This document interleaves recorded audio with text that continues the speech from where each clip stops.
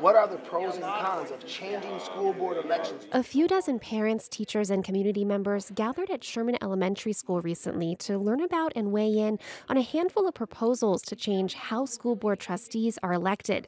Among them, establishing term limits, eliminating the district-wide runoff so trustees are selected only by the areas they'll represent, and adding board members so there's more representation to go around. The proposals stem from efforts as early as 2010 to shake up the school board. Most recently, a 2017 grand jury report recommended changes. Based on feedback from the meeting at Sherman and 4 others, the board could ask voters in November whether they agree. They're in favor of keeping things the way they are now. Trace Simmons attended the meeting and isn't sold. I think that our school board is set up pretty well right now, and I feel that there's a good overall representation.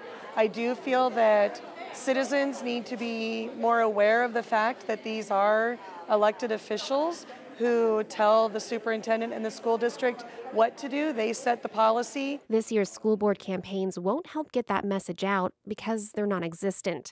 Trustee Michael McQuarrie is running unopposed for the second time in the district's coastal region. Board President Kevin Beiser is also running unopposed to represent families from Scripps Ranch to City Heights. Brett Kezlavka is one of 2 people who pulled papers to run against Beiser but won't be on the ballot. He says he decided to pour his energy into bringing election reform to the ballot instead. We need change within the memberships of the boards. We need to make sure that the parents and the communities have a better voice. Kezlavka is part of a group called Community Voices for Education that tried and failed to get an election reform measure on the June ballot.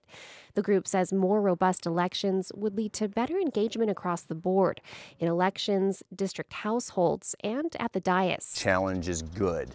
Change is good. I think you have a chance to build more complacency. If you know that you don't have anybody running against you. As is, Kezlavka says, the election process is stacked against change. You have to collect 200 signatures just to get your name on the ballot. And then you have to run in a primary in June within your sub-district. And then if you finish in the top 2 within that sub-district, then you go on to the general election where it's citywide voting. And that costs money. It's one reason the grand jury recommended term limits and local-only elections. More opportunities to run and fewer barriers to do so tend to result in more diverse representation that rallies communities. But it's not all rosy. At the state capitol, term limits have also led to a less experienced legislative body and, early on, a greater reliance on bills sponsored by lobbyists.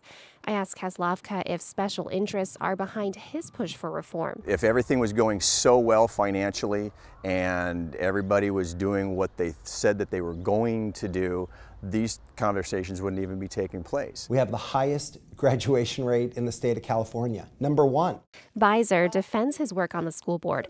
He says he's been an ardent supporter of music education and professional development for young teachers. The campaign to run unopposed is a long 4-year campaign of listening to the voters and fighting the good fight on behalf of the kids. Beiser says his own election to the board in 2010 is proof term limits aren't needed.